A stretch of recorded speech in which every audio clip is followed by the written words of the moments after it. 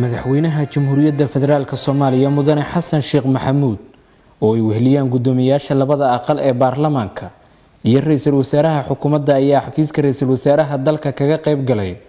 munaasabad mahadnaqa oo lagu maamuusay loogana mahad celinayay shaqadii adkeed ee ay soo qabteen gudiyadii doorashooyinka heer federaal ee dalka ka soo gudbiyay marxaladii doorashada dadaalkii howlkarnimadii iyo halgankii adkaa ay u soo galeen xaqiijinta himilada qaranka ee ah inay nabad ku qabsoomaan doorashooyinka dalka ayaa lagu soo bandhigay munaasabadda madaxweyne Xasan Sheekh Maxamuud ayaana kamid ahaa mas'uuliyiinta ka marakacay waxqabadkii gudiyada waxaan aad iyo aad ugu mahad celinayaa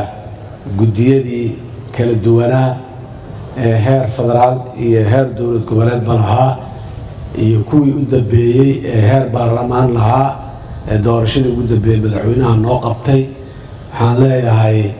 aad iyo aad ayaad u mahadsantihiin ilaahayna abaal ha idinka siiyo wanaagga aad samayseen madaxweyne Xasan Sheekh Maxamuud oo dul istaagay ahmiyadda ay dowladnimada u leedahay doorashooyinka oo waqtigooda lagu qabto ayaa adkeeyay in madax iyo shacabba loo baahan yahay in loo guntado sidii dalka loo gaarsiin lahaa doorashooyin ka duwantii ku soo idlaatay teendhada Afisyooni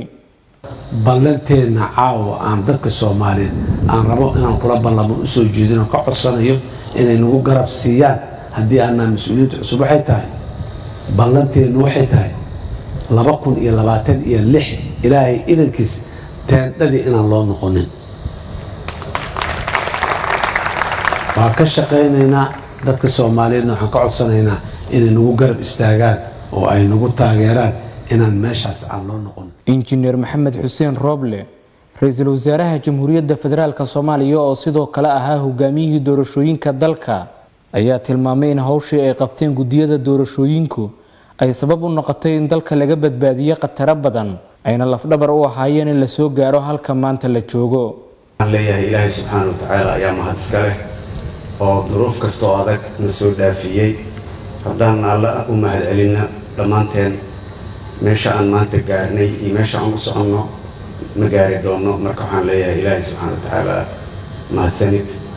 dhibka aad naga saartay duruufaha adag ee dalka ay soo martay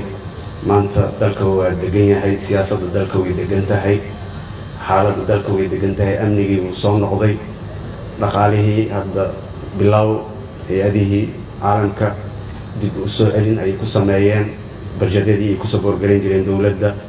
shacabkii ganacsigii dib ayuu u soo noqday alxamdulillah intaasna waxaa u sabab ah